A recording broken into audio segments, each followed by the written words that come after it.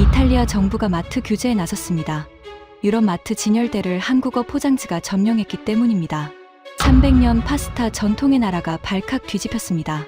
하지만 석 달 뒤 규제를 한 그 관료가 직접 보고서를 폐기했습니다. 밀라노에서 3만 5천 명이 만든 줄이 30년 공직자의 확신을 무너뜨렸습니다. 그 충격적인 전말을 지금 공개합니다.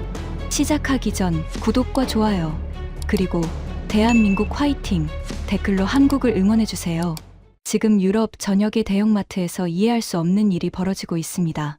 영국 테스코, 프랑스 카르푸, 독일 레베. 유럽인들이 수십 년간 매일 장을 봐온 그 마트들의 식품 코너가 바뀌고 있습니다. 수백 년간 현지 브랜드들이 점령해 온 일반 식품 진열대. 그 한가운데에 한국어가 적힌 포장지가 들어왔습니다. 아시아 식품 전문 코너가 아닙니다. 유럽인 누구나 지나가다 손을 뻗으면 닿는 일반 식품 코너입니다.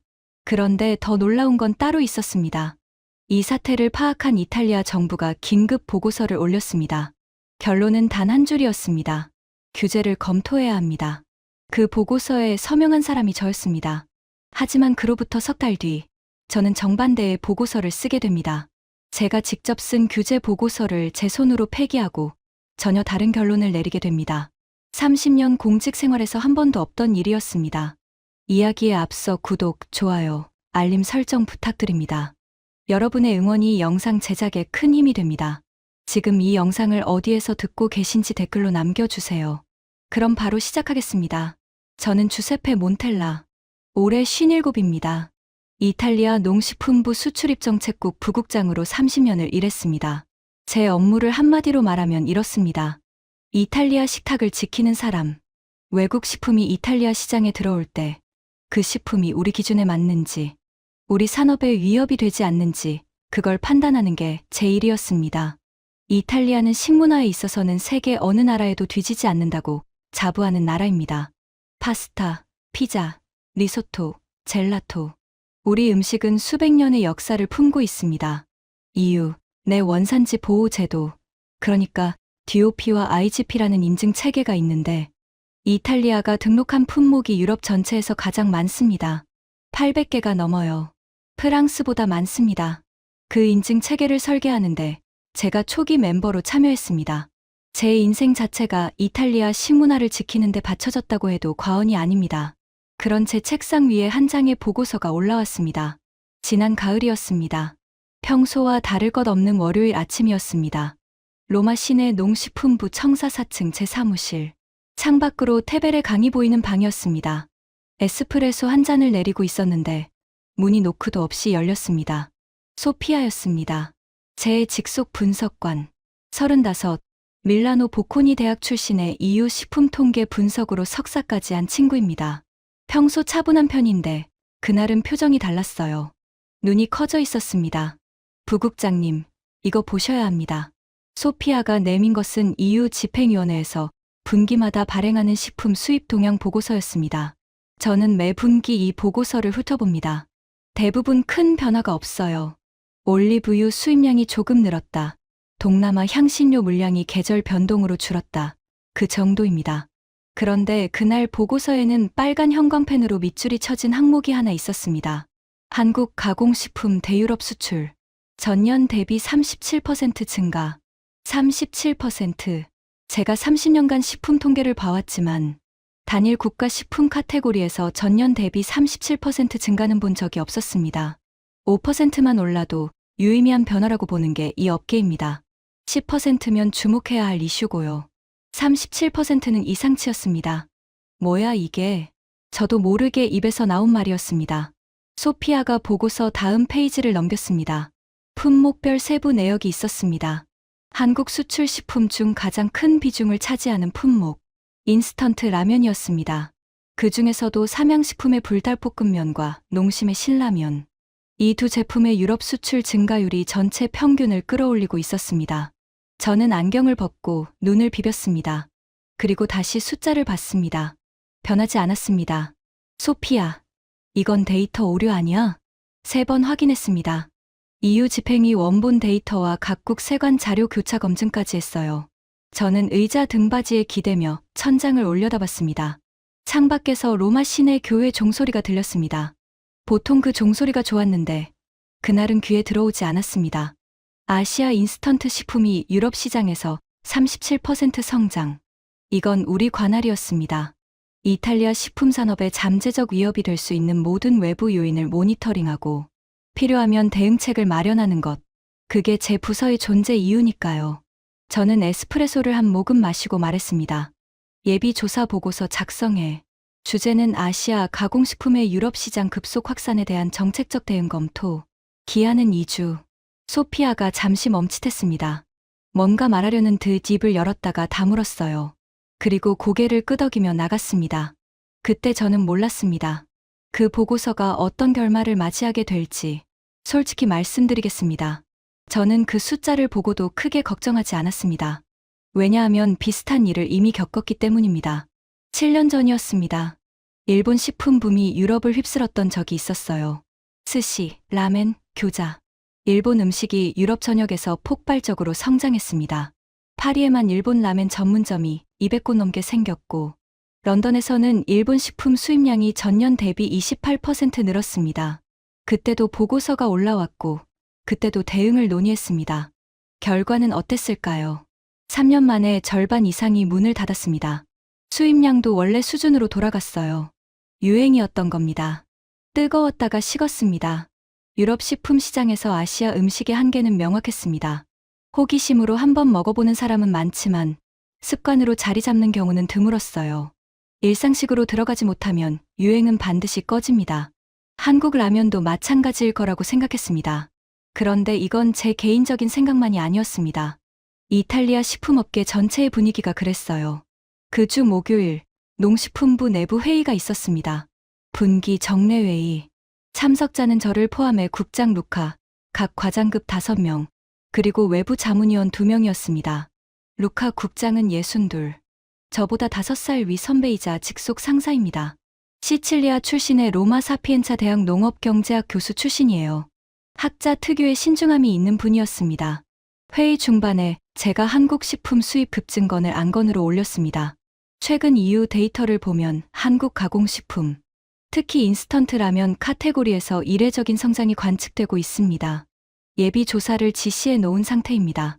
루카 국장이 안경 너머로 저를 봤습니다. 규모가 어느 정도야? 전년 대비 37% 증가.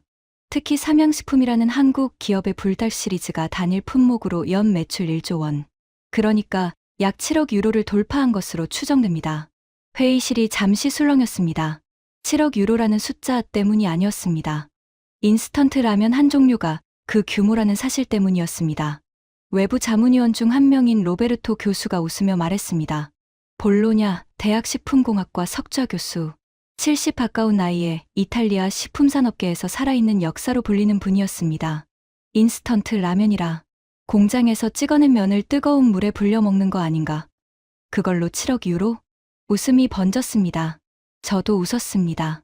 솔직히요. 로베르토 교수가 말을 이었습니다. 이탈리아에는 나폴리 파스타만 해도 300년이 넘는 역사가 있네. 그라뇨, 지역의 건조 파스타 제법은 17세기부터 전해 내려온 거야. 그 앞에서 공장제 인스턴트 면이 무슨 의미가 있겠나. 저는 고개를 끄덕였습니다. 맞는 말이었으니까요. 적어도 그때까지는 그렇게 생각했습니다.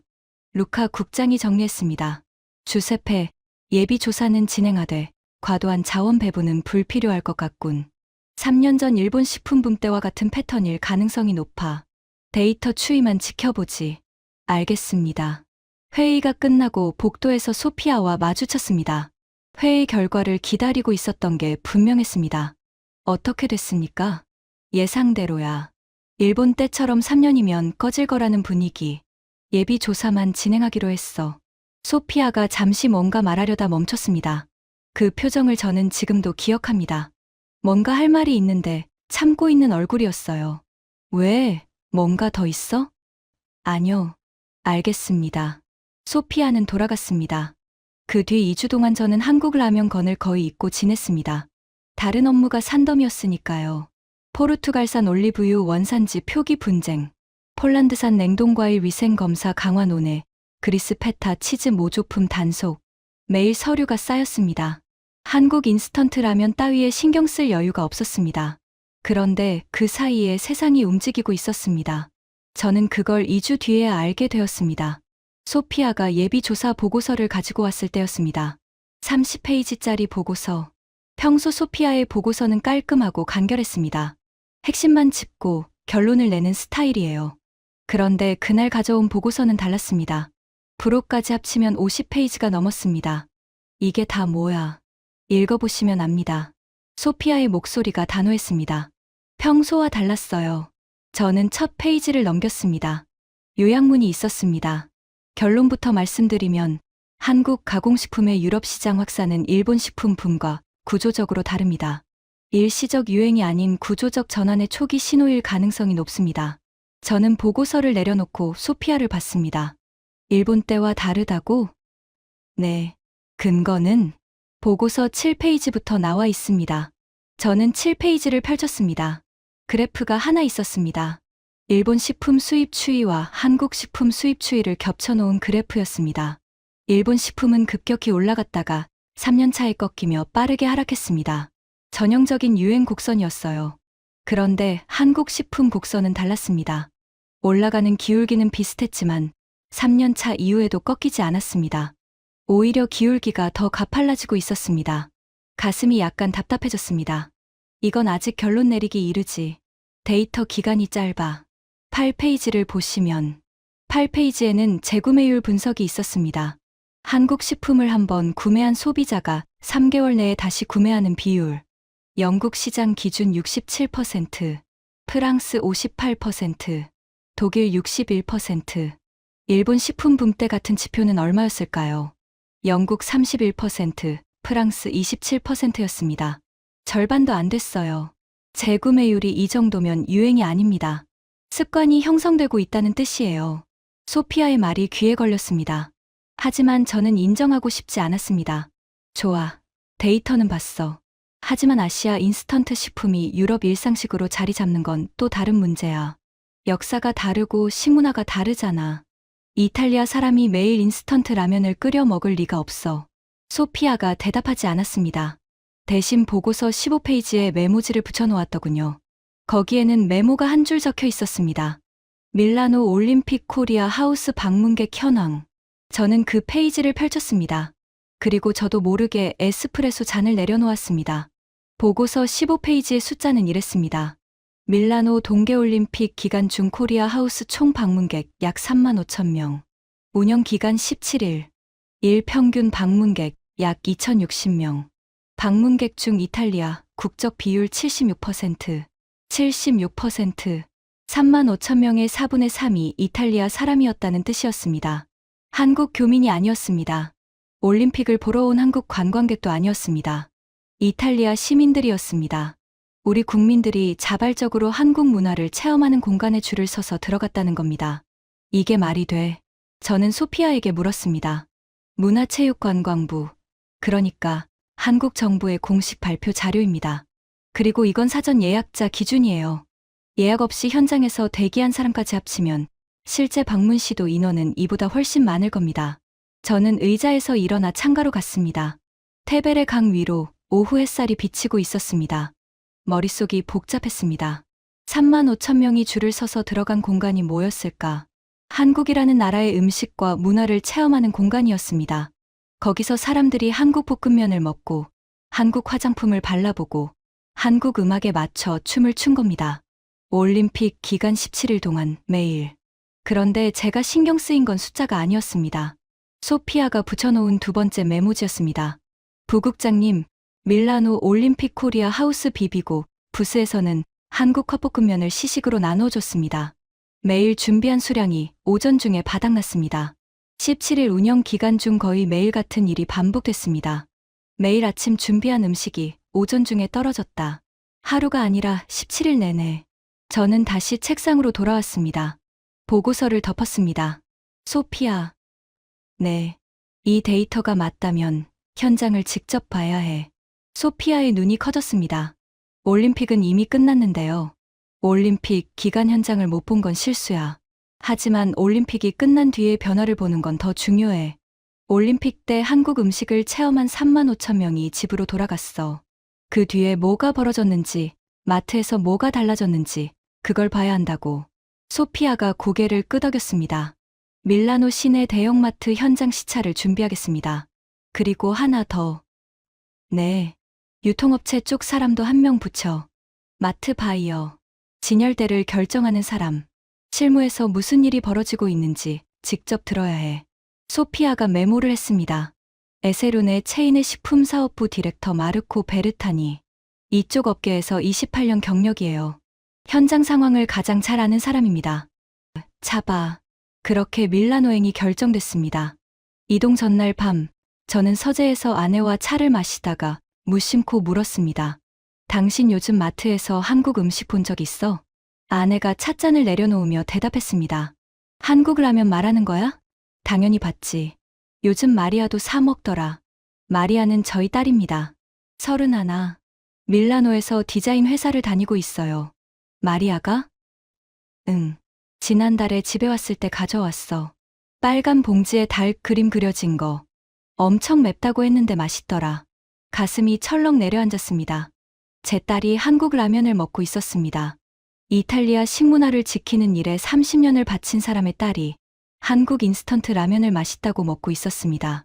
왜 그런 표정이야? 아내가 웃으며 물었습니다. 아니, 아무것도 아니야. 아무것도 아니라고 했지만 잠이 오지 않았습니다. 침대에 누워서 천장을 보다가 새벽 2시가 됐습니다. 뭔가 이상한 게 아니라 뭔가 놓치고 있다는 느낌. 30년 경험으로 체감되는 그 직감이 머리 한구석에서 신호를 보내고 있었습니다. 숫자가 맞지 않는 게 아니었습니다. 제 판단이 맞지 않을 수 있다는 가능성. 그게 저를 잠 못 들게 했습니다. 다음 날 아침 7시, 로마 테르미니 역에서 밀라노행 프레차로사에 올랐습니다. 소피아와 나란히 앉았습니다. 기차가 출발하고 토스카나 평원이 펼쳐지기 시작했습니다. 올리브 나무와 포도밭이 차창 밖으로 스쳐 지나갔습니다. 이탈리아 풍경이었습니다. 수백 년간 변하지 않은 풍경. 하지만 그 풍경 너머 이탈리아 도시들의 마트 진열대는 변하고 있었습니다. 소피아가 태블릿을 꺼내 이동 중 브리핑을 시작했습니다. 밀라노 도착하면 먼저 두오모, 인근 에세룬의 본점으로 갑니다. 마르코 디렉터가 현장에서 합류해요. 이후 코르소 부에노스아이레스 상권의 카르프 익스프레스, 가리발디 역 인근 코나드 매장까지 3곳을 볼 예정입니다. 마트 3곳이면 충분한가? 충분합니다. 대형 체인, 중형 편의점형, 지역 밀착형, 유형별로 한 곳씩이에요. 진열대 변화를 비교하기에 최적입니다. 소피아의 준비는 빈틈이 없었습니다.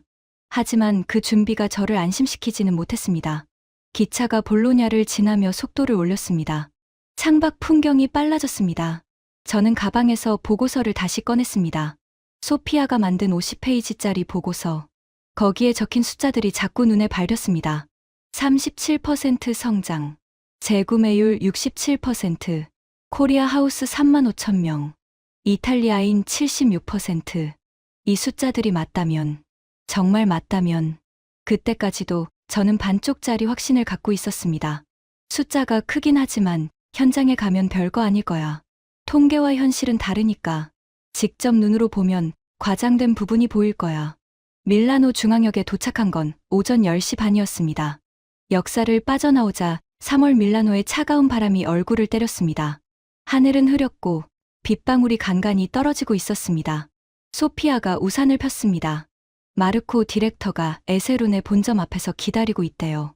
택시를 타고 두오모 광장 인근으로 향했습니다. 차창 밖으로 밀라노 도심이 스쳐갔습니다. 올림픽이 끝난 지 한 달이 넘었지만 곳곳에 올림픽 흔적이 남아 있었습니다. 오륜기 장식, 기념품 가게, 축제 배너들. 그리고 저는 택시 안에서 작은 걸 하나 목격했습니다. 신호등에 멈춰 섰을 때였습니다. 횡단보도 건너편 편의점 유리창에 포스터가 하나 붙어 있었습니다. 빨간색 포장지에 불을 뿜는 달 캐릭터. 제가 아는 그 제품이었습니다. 아내가 말한 그 라면. 딸이 맛있다고 했던 그 라면. 밀라노 한복판 편의점 유리창에 한국 라면 광고가 붙어 있었습니다. 목적지에 도착하기도 전에 뭔가 예상과 다르다는 느낌이 들기 시작했습니다. 택시가 에세룬의 본점 앞에 섰습니다. 저는 택시에서 내리며 심호흡을 했습니다. 밀라노의 찬 공기가 폐를 채웠습니다. 그리고 매장 입구에서 기다리고 있는 한 남자가 보였습니다. 중절모를 쓴 50대 남성. 마르코 베르타니. 에세룬의 식품사업부 디렉터. 경력 28년. 그가 저를 보며 씩 웃었습니다. 부국장님, 오셨습니까? 안으로 들어가시면 아마 좀 놀라실 겁니다. 그 웃음의 의미를 저는 아직 이해하지 못했습니다. 매장 자동문이 열렸습니다. 매장 자동문이 열리고 안으로 들어가는 순간 저는 본능적으로 코를 먼저 움직였습니다. 에세룬의 본점 특유의 냄새가 있었습니다. 각 구운 빵 냄새와 델리 코너의 프로슈토 향이 뒤섞인 냄새. 제가 수십 년간 이탈리아 마트에서 맡아온 익숙한 냄새였습니다. 마르코가 앞장서서 걸었습니다. 과일 코너를 지나고 유제품 코너를 지나고 정육 코너를 지났습니다. 이탈리아 마트의 전형적인 동선이었습니다. 여기입니다. 마르코가 멈춘 곳은 겉면과 소스 코너였습니다. 이탈리아 마트에서 가장 중요한 코너 중 하나입니다. 바릴라, 데체코, 루몰리. 이탈리아를 대표하는 파스타 브랜드들이 진열된 곳이었습니다. 그런데 그 코너 바로 옆에 새로운 섹션이 있었습니다. 한국어가 적힌 빨간 포장지들, 검은 포장지들, 초록색 포장지들, 신라면, 불닭볶음면, 짜파게티. 한국 라면이었습니다. 아시아 식품 코너가 아니었습니다. 파스타 코너 바로 옆이었습니다. 잠깐, 저는 마르코를 불러 세웠습니다. 이게 왜 여기 있지? 아시아 식품 코너는 저쪽 아닌가? 마르코가 고개를 끄덕이며 매장 반대편을 가리켰습니다. 맞습니다. 아시아 식품 코너는 저기 있어요. 일본 간장, 태국 카레, 중국 소스 같은 것들이 모여 있는 곳이죠. 그런데 왜 한국 라면만 여기 있는 거야? 마르코가 씩 웃었습니다. 아까 매장 입구에서 보여줬던 그 웃음이었습니다. 팔리니까요. 저는 그 한마디에 할 말을 잃었습니다. 마르코가 설명을 이어갔습니다. 부국장님, 마트 진열대에는 규칙이 있습니다. 눈높이 자리가 가장 비싸요. 소비자의 시선이 가장 먼저 닿는 위치거든요. 브랜드들이 그 자리를 차지하려고 입점 수수료를 냅니다. 수십 년간 이 코너의 눈높이 자리는 바릴라와 데체코가 차지해왔어요. 당연하죠. 이탈리아 파스타니까. 마르코가 손을 뻗어 진열대의 한 지점을 가리켰습니다. 그런데 보세요. 지금 눈높이 바로 한 칸 아래. 거기 뭐가 있습니까? 빨간 포장지. 불닭볶음면이었습니다. 눈높이 바로 아래. 마트 진열대에서 두 번째로 좋은 자리입니다. 이 자리는 매출 데이터가 뒷받침되지 않으면 절대 받을 수 없는 자리예요. 마트 본사 MD가 분기마다 매출 순위를 확인하고 진열 위치를 조정합니다. 팔리지 않으면 밀려나요. 한국 라면이 이 자리를 받았다는 건 숫자가 증명된 거예요. 저는 진열대 앞에 서서 한참을 봤습니다. 바릴라 파스타 옆에 신라면이 나란히 놓여 있었습니다. 300년 이탈리아 파스타 옆에 한국 인스턴트 라면이 같은 선반에 서 있었습니다. 그때 옆에서 장바구니를 끌고 온 여성이 한 명 지나갔습니다. 40대 초반으로 보이는 이탈리아 여성이었습니다. 아이 둘을 데리고 있었어요. 그 여성이 자연스럽게 손을 뻗어 불닭볶음면 두 봉지를 집어 장바구니에 넣었습니다. 망설임이 없었습니다. 처음 사는 사람의 동작이 아니었어요. 라벨을 확인하지도 가격을 비교하지도 않았습니다. 그냥 집어 넣었습니다. 우유를 집듯이, 빵을 집듯이. 습관이었습니다. 소피아가 옆에서 조용히 말했습니다.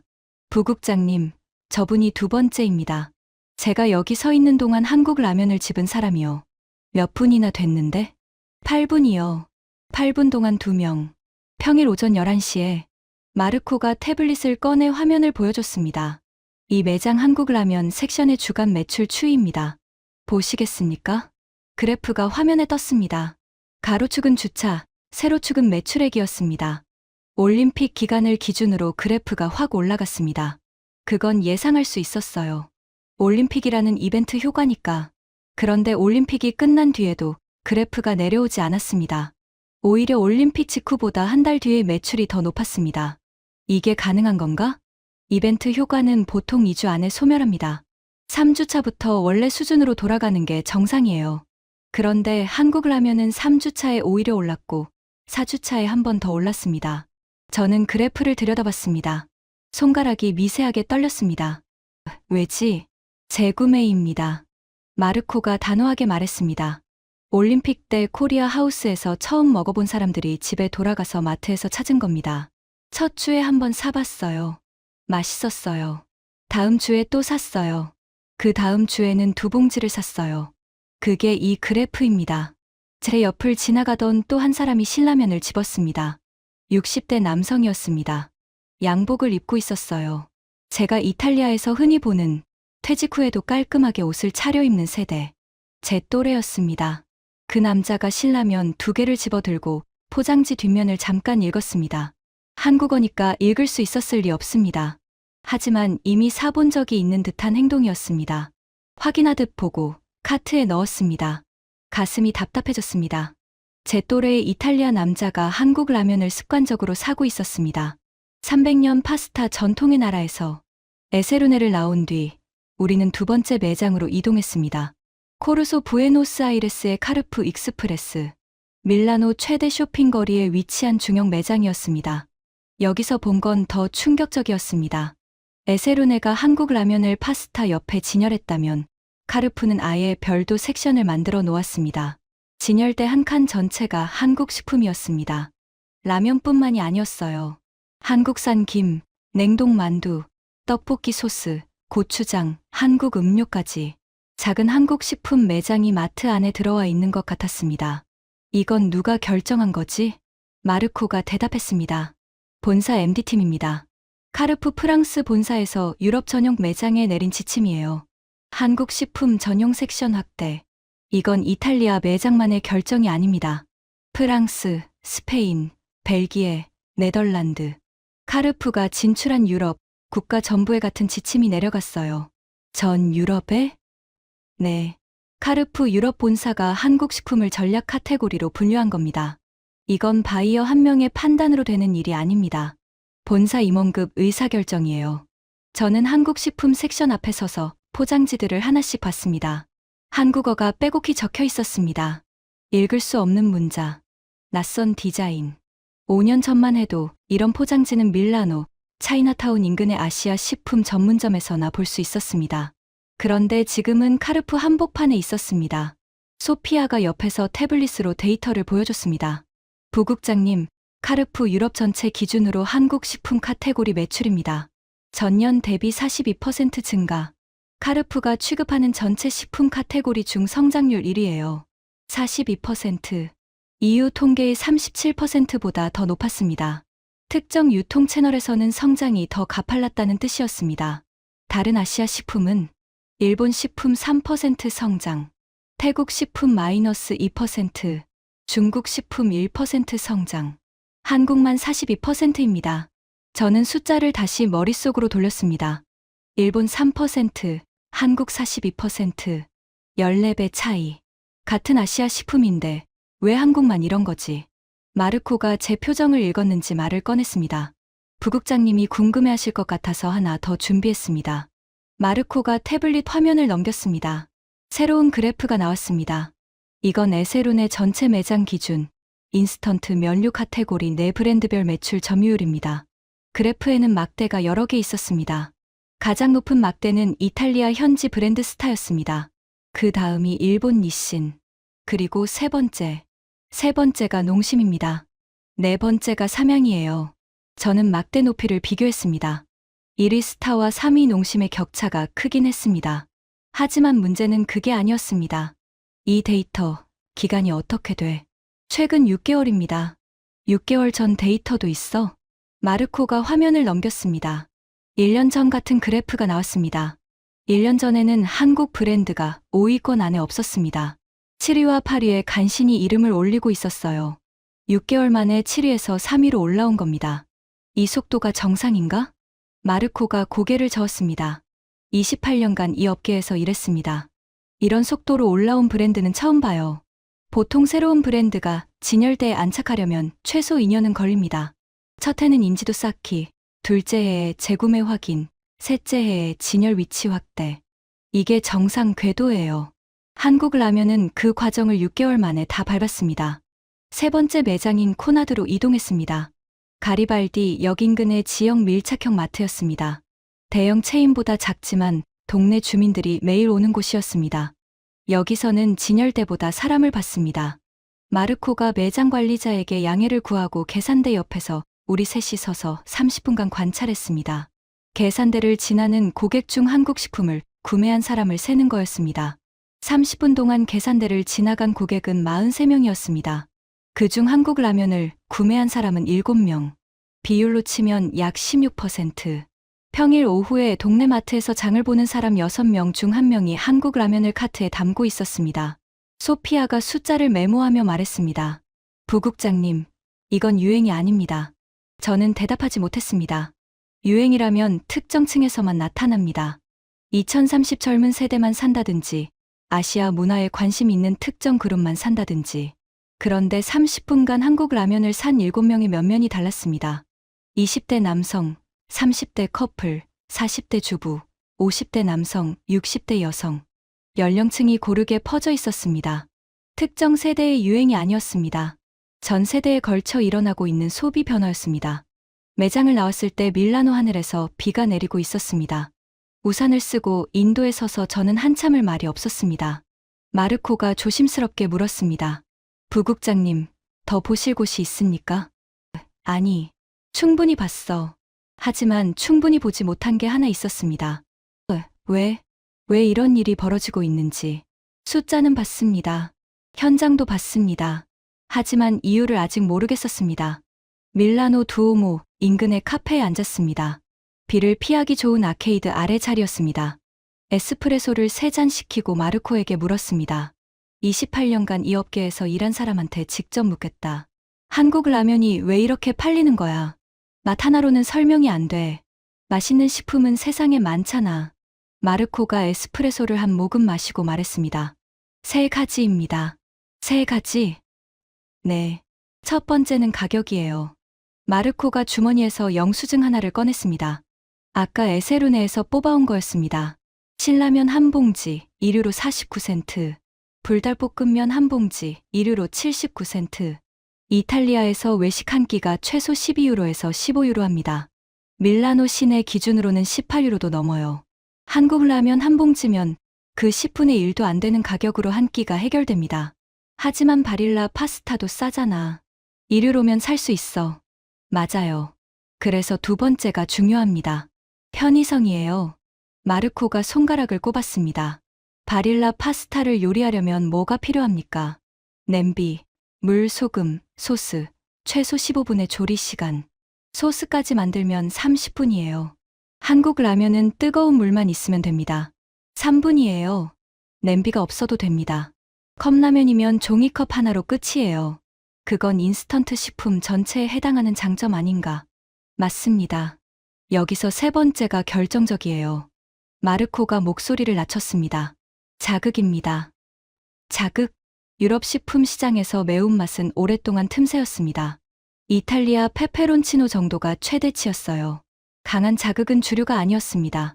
그런데 틱톡 세대가 성장하면서 지형이 바뀌었어요. 마르코가 스마트폰을 꺼내 틱톡을 열었습니다. 검색창에 뭔가를 입력하자 영상이 쏟아졌습니다. 외국인들이 빨간 라면을 먹으며 얼굴이 벌개지고 눈물을 흘리고 물을 벌컥벌컥 마시는 영상이었습니다. 불닭 챌린지입니다. 이 해시태그 조회수가 전 세계에서 50억 회가 넘어요. 50억. 세계 인구의 60%가 넘는 숫자였습니다. 물론 중복 시청이 포함되어 있겠지만 그래도 그 규모는 상상을 초월했습니다. 매운 음식을 먹고 반응하는 것 자체가 콘텐츠가 됐어요. 먹고, 반응하고, 공유하는 거죠. 소셜미디어 문화와 정확히 맞아떨어진 겁니다. 불닭을 먹는다는 건 단순히 라면을 먹는 게 아니에요. 하나의 경험에 참여하는 거예요. 저는 스마트폰 화면을 물끄러미 봤습니다. 이탈리아 청년들이 불닭을 먹으며 웃고 울고 소리를 지르는 영상이 끝없이 스크롤했습니다. 수백만 개의 영상. 기업이 돈을 주고 만든 광고가 아니었습니다. 사람들이 자발적으로 만들고 자발적으로 퍼뜨린 것이었습니다. 가격, 편의성, 자극. 이 세 가지가 겹치면서 한국 라면이 유럽 마트 일반 코너에 들어간 겁니다. 하지만 부국장님, 마르코가 에스프레소 잔을 내려놓으며 말했습니다. 이 세 가지만으로는 설명이 안 되는 게 하나 있어요. 뭔데? 첫 구매요. 첫 구매? 아무리 싸고 편리하고 소셜미디어에서 봤어도 한 번도 먹어본 적 없는 음식을 마트에서 집어드는 건 쉽지 않습니다. 낯선 언어의 포장지, 익숙하지 않은 냄새, 맵다는 소문. 그 심리적 장벽이 첫 구매를 막아요. 마르코가 에스프레소를 다 마시고 잔을 내려놓았습니다. 그 장벽을 허문 게 코리아 하우스였습니다. 저는 숨을 깊이 들이쉬었습니다. 무료 시식, 축제 분위기, 사람들이 웃으며 먹는 환경, 줄을 서서 기다리는 사회적 증거. 그 안에서 처음으로 한국 볶음면을 입에 넣어본 거예요. 맛있었어요. 다음 날 또 왔어요. 올림픽이 끝나고 집에 돌아가서 마트에서 그 포장지를 발견했어요. 손이 먼저 움직인 거죠. 35,000명. 그 숫자가 머릿속에서 다시 울렸습니다. 35,000명이 심리적 장벽을 넘었습니다. 그중 전부가 마트에서 다시 산 건 아닐 겁니다. 하지만 절반만 다시 샀어도 17,500명입니다. 그 17,500명이 가족에게 권했을 겁니다. 친구에게 얘기했을 겁니다. 직장 동료에게 한마디 했을 겁니다. 올림픽 때 먹어봤는데 맛있더라. 그 한마디가 또 다른 첫 구매를 만들었을 겁니다. 코리아 하우스는 홍보관이 아니었습니다. 마르코가 말했습니다. 유럽 소비자의 첫 번째 심리적 장벽을 허무는 공간이었어요. 카페 창밖으로 비가 그치고 있었습니다. 밀라노 두오모 광장의 햇살이 비치기 시작했습니다.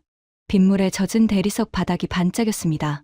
제 머릿속에서는 30년간 쌓아온 확신이 금이 가고 있었습니다.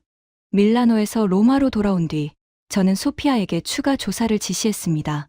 범위를 넓혀. 이탈리아만이 아니라 유럽 전체를 봐야 해. 영국, 프랑스, 독일, 네덜란드, 스페인. 주요 5개국 대형마트의 한국 식품 취급 현황. 전부 뽑아. 소피아의 눈이 빛났습니다. 기다렸다는 듯이요. 이미 초안이 있습니다. 뭐, 밀라노 가시기 전에 혹시 몰라서 미리 정리해뒀어요.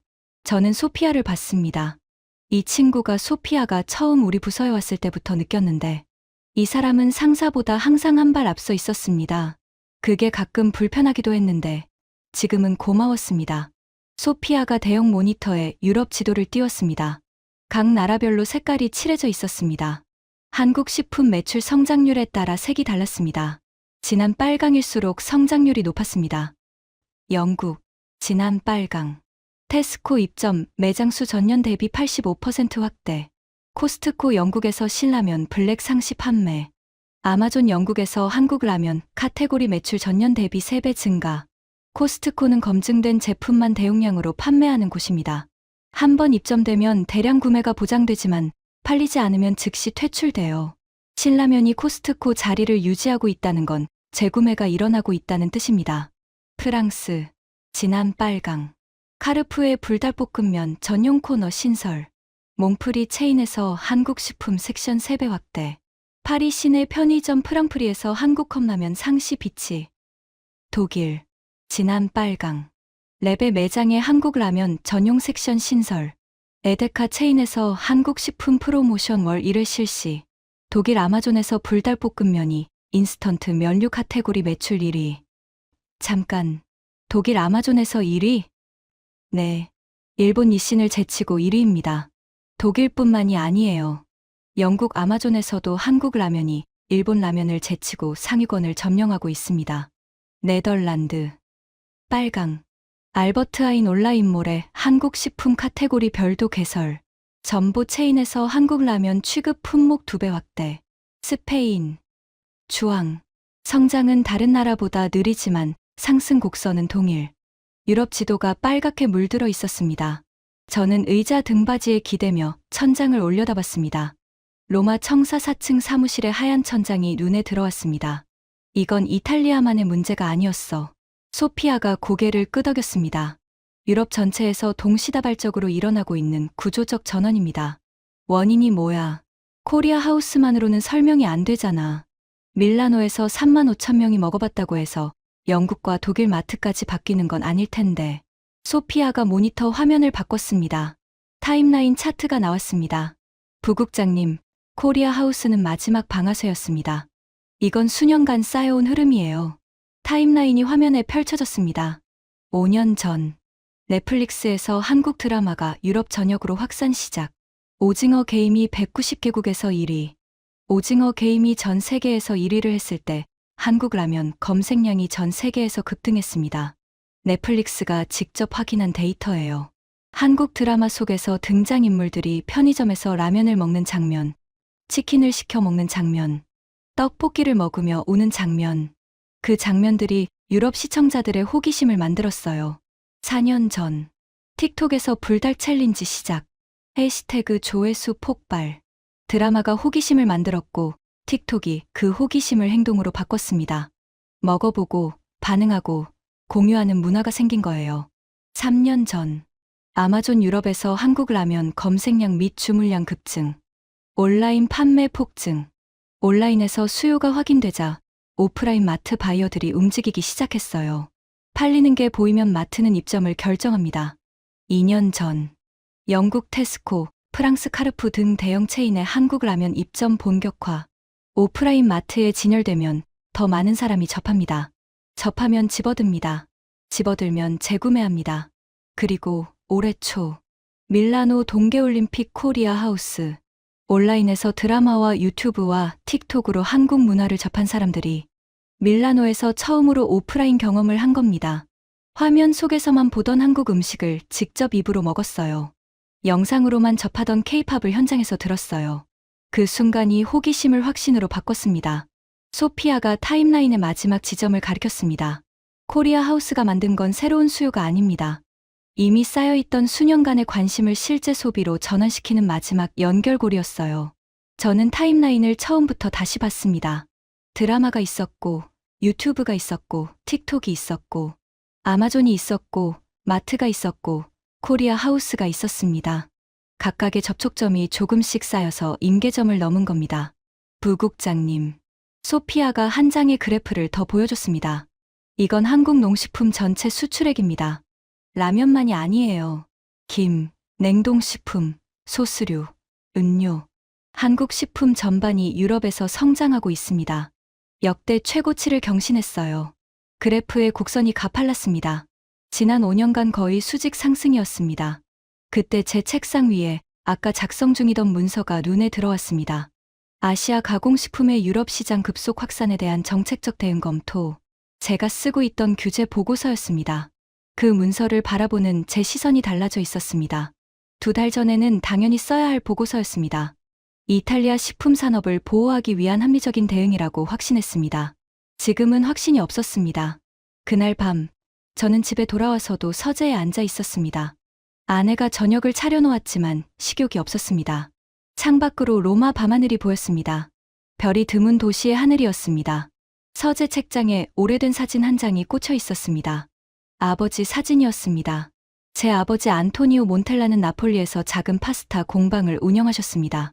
공방이라고 하기에도 작은 골목 한 구석의 가게였습니다. 아버지는 매일 새벽 4시에 일어나서 밀가루 반죽을 시작하셨습니다.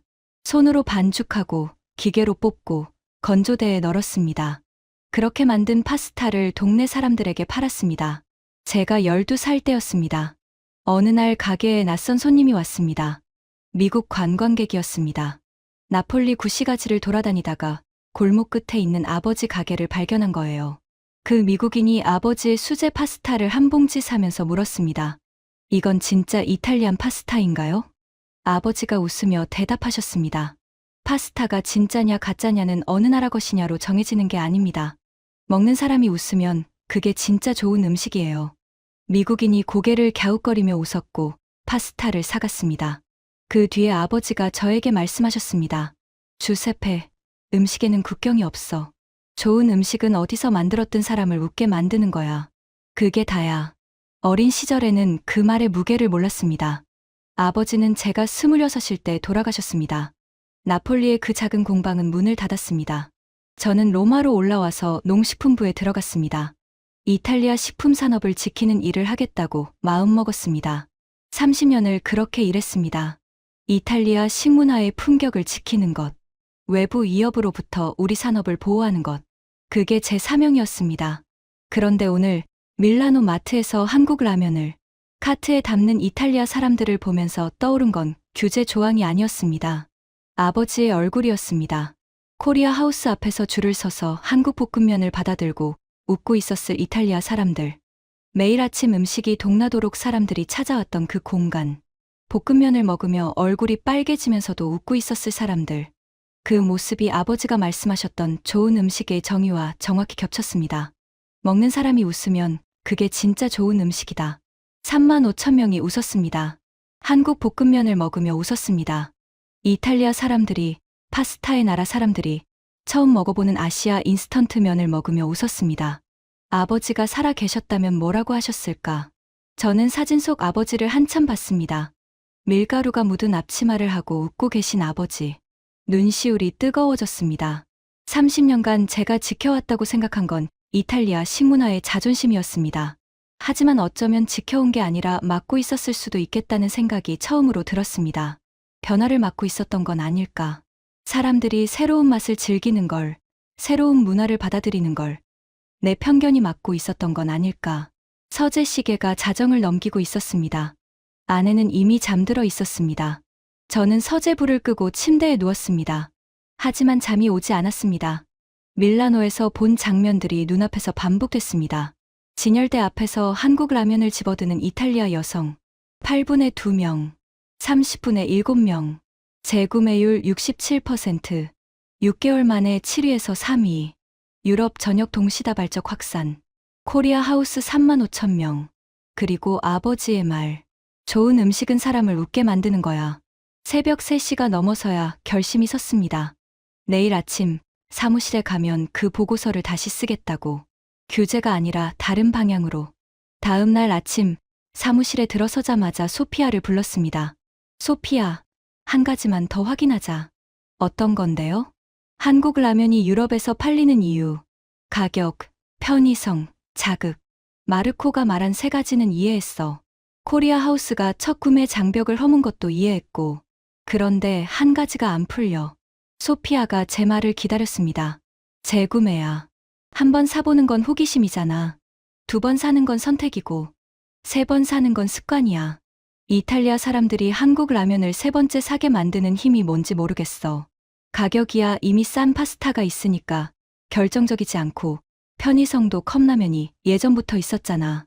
자극, 매운맛이 좋으면 페페론치노 넣으면 되고. 그런데 왜 한국 라면을 반복해서 사는 거야? 소피아가 미소를 지었습니다. 기다렸다는 표정이었습니다. 부국장님, 그 답이 제가 밀라노 가시기 전에 보고서에 쓰려다가 참은 부분이에요. 뭔데? 이야기입니다. 이야기? 소피아가 모니터를 켜고 화면을 띄웠습니다. 신라면을 예로 들겠습니다. 이 라면은 출시된 지 40년 가까이 된 제품이에요. 한국 사람들이 40년간 먹어온 음식입니다. 군인이 먹었고, 수험생이 먹었고, 야근하는 직장인이 먹었어요. 한국 드라마에서 등장인물이 편의점에서 라면을 끓여 먹는 장면이 왜 그렇게 자주 나오는지 아세요? 한국인의 일상이기 때문이에요. 소피아가 넷플릭스 화면을 열었습니다. 이걸 본 유럽 사람은 신라면을 단순한 인스턴트 식품으로 보지 않습니다. 한국 사람들의 일상을 담은 음식으로 봐요.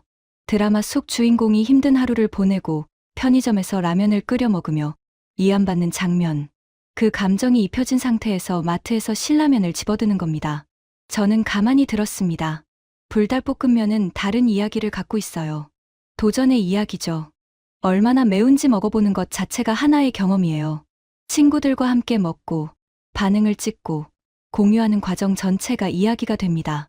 불닭을 먹었다는 건 단순히 라면을 먹었다는 게 아니에요. 나 이 도전 해봤어라는 이야기가 생기는 거예요. 소피아가 모니터를 끄고 저를 봤습니다. 부국장님, 이탈리아 파스타에도 이야기가 있잖아요. 할머니가 일요일마다 온 가족을 위해 만들어주던 라구 소스 파스타. 크리스마스 이브에 먹는 해산물 스파게티. 그 이야기가 파스타를 300년간 지탱해온 힘이에요. 한국 라면에도 같은 힘이 있다는 거야. 다른 종류의 이야기지만 같은 구조예요. 음식에 이야기가 붙으면 다시 먹을 이유가 생깁니다. 재구매는 맛이 아니라 이야기가 만드는 겁니다.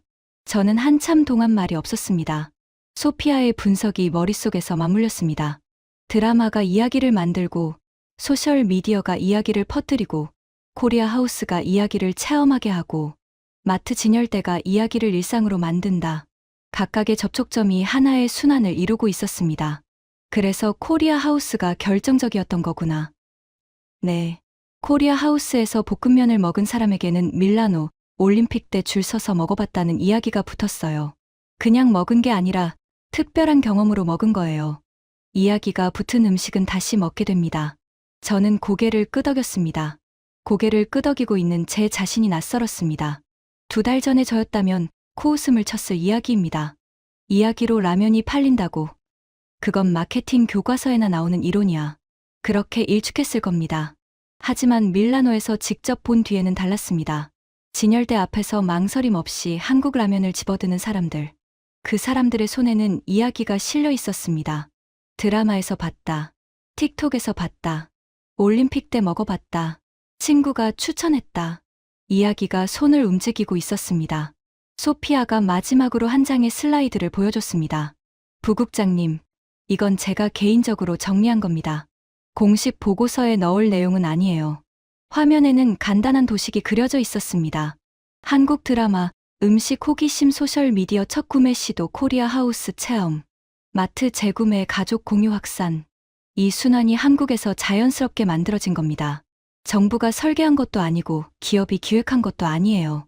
한국 사람들의 일상이 드라마가 되고, 드라마가 콘텐츠가 되고, 콘텐츠가 문화가 되고, 문화가 진열대를 바꾼 거예요.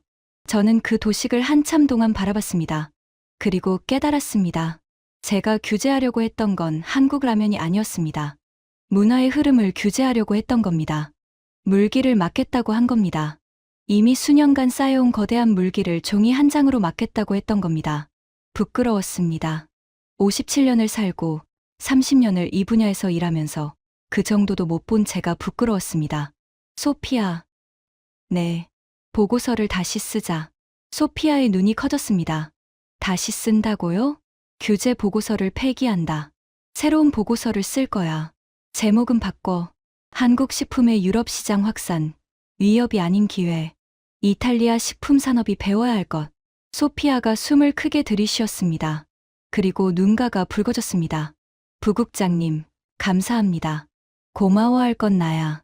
처음부터 내가 맞았어. 나는 데이터를 보고도 보지 못했던 거야. 소피아가 고개를 숙이며 눈물을 훔쳤습니다.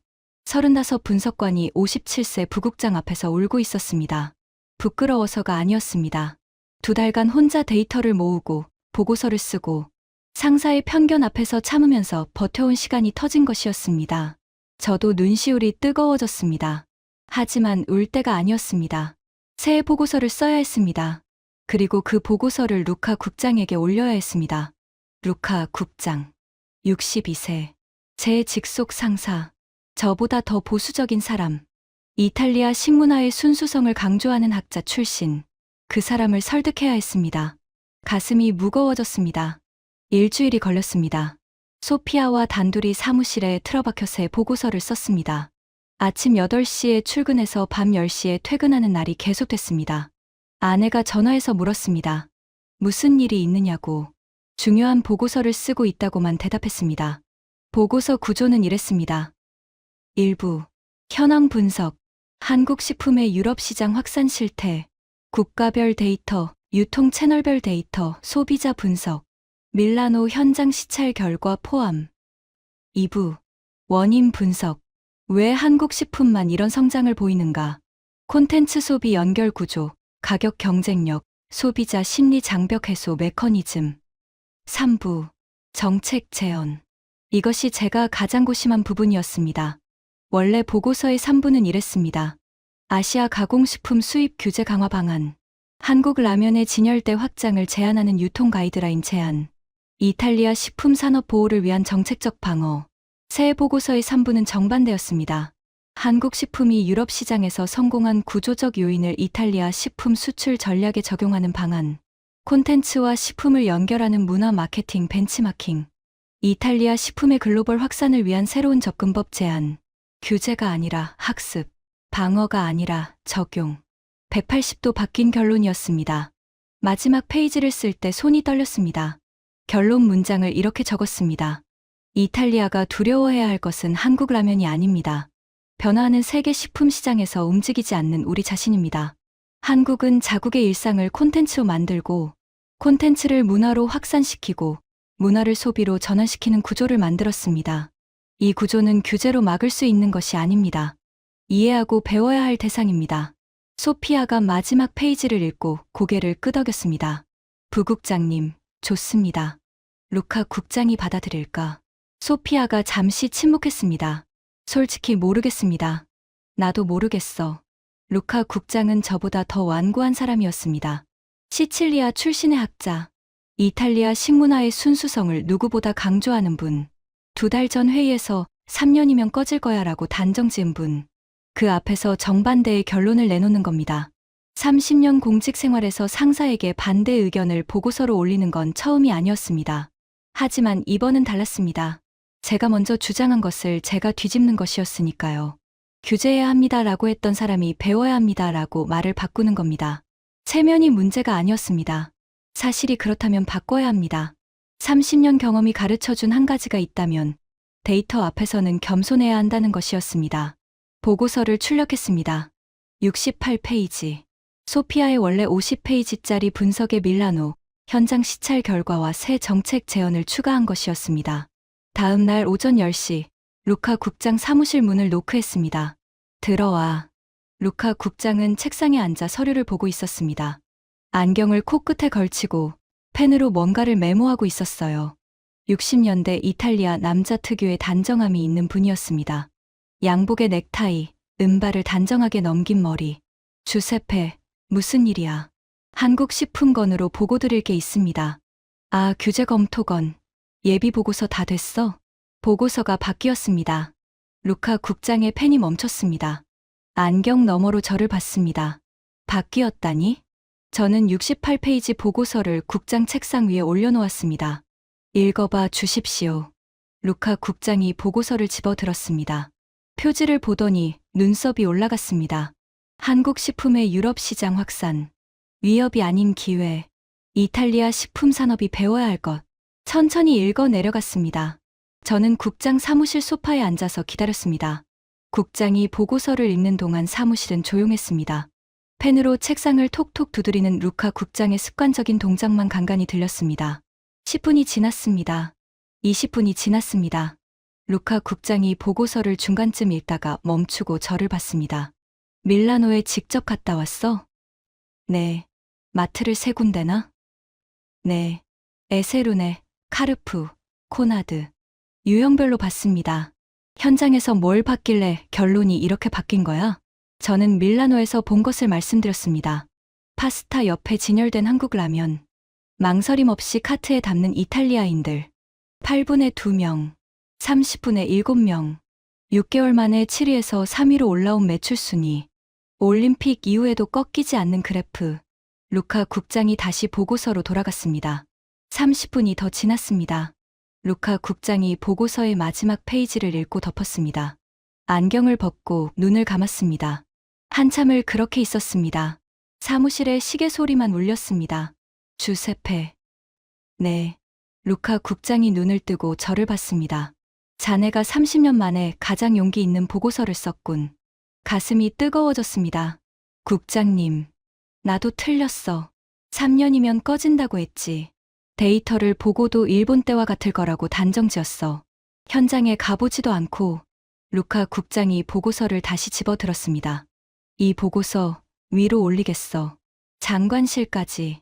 심장이 멈추는 것 같았습니다. 장관실요? 이건 우리 부서 차원에서 끝날 이야기가 아니야. 이탈리아 식품 산업 전체의 방향과 관련된 거야. 규제가 아니라 벤치마킹이라는 결론을 내리려면 장관급 승인이 필요해. 저는 고개를 숙였습니다.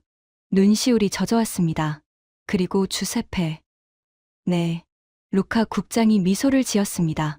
30년간 함께 일하면서 처음 보는 종류의 미소였습니다. 상사의 웃음이 아니라 동료의 웃음. 아니, 어쩌면 후배를 인정하는 선배의 웃음이었습니다. 자네 아버지가 나폴리에서 파스타 공방을 하셨다고 했지? 네. 어떻게 기억하세요? 자네가 부서에 처음 왔을 때 말해줬잖아.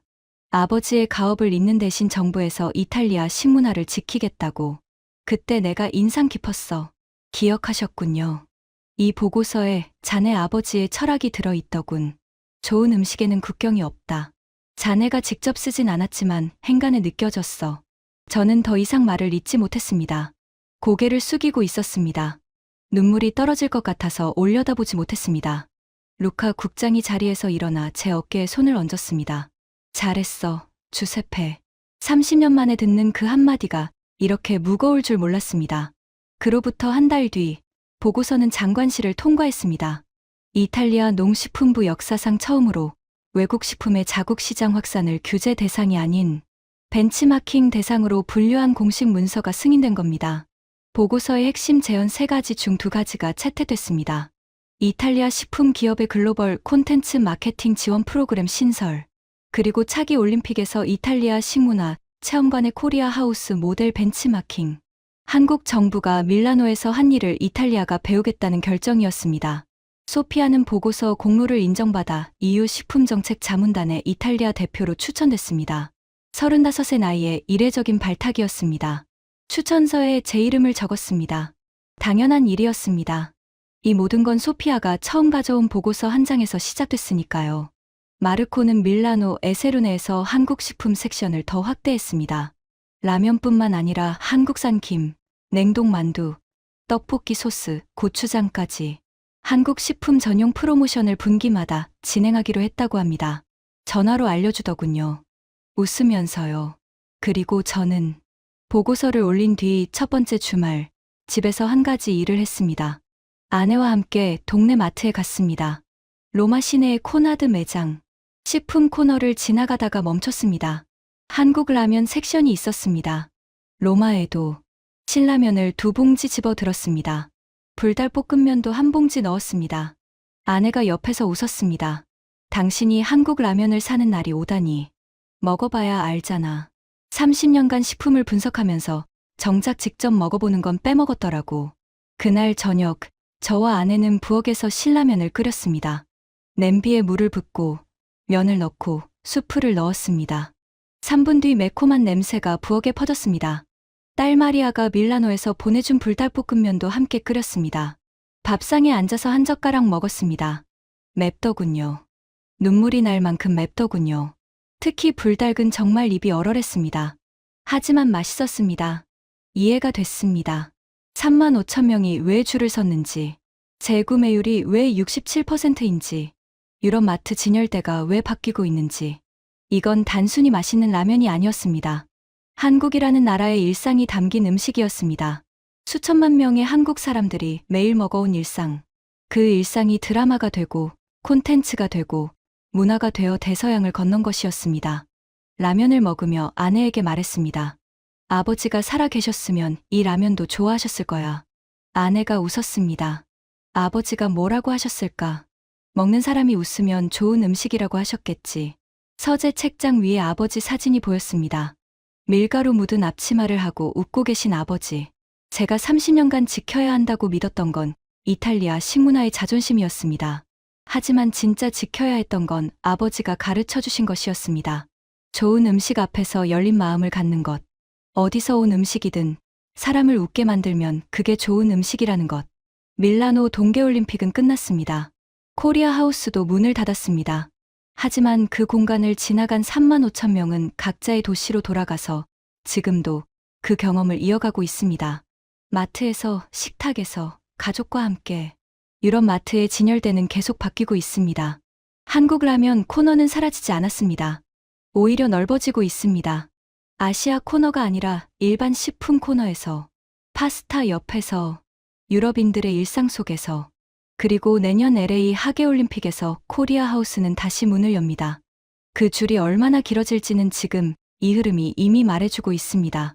문화는 만들어달라고 해서 만들어지지 않습니다. 일상이 쌓여서 만들어집니다.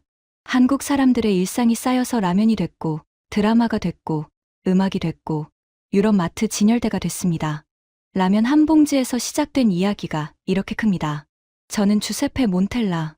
이탈리아 농식품부 부국장. 30년간 이탈리아 식문화를 지키는 일을 했습니다. 그리고 올해 한국 라면 한 봉지가 저에게 가르쳐 준 것이 있습니다. 지키는 것보다 중요한 건 배우는 것이라는 걸. 닫는 것보다 중요한 건 여는 것이라는 걸. 300년 전통의 파스타가 위대한 건 변하지 않아서가 아닙니다. 수백 년간 새로운 재료와 새로운 방식을 받아들이며 진화해왔기 때문입니다. 토마토도 원래 이탈리아 것이 아니었습니다. 남미에서 온 겁니다. 이탈리아가 그걸 받아들여서 세계 최고의 토마토 소스를 만든 거예요. 한국 라면이 유럽 진열대에 올라간 건 위협이 아닙니다. 세계 식문화가 한 걸음 더 넓어진 것이었습니다. 아버지가 맞았습니다. 좋은 음식에는 국경이 없습니다. 지금까지 이탈리아 정부 관료가 한국 라면 한 봉지에 30년 편견을 내려놓은 이야기였습니다. 우리의 일상이 세계의 식탁을 바꾸고 있습니다. 이 이야기가 자랑스러우셨다면 주변에 널리 공유해 주세요. 구독과 좋아요도 부탁드립니다. 지금까지 감동날다였습니다. 감사합니다.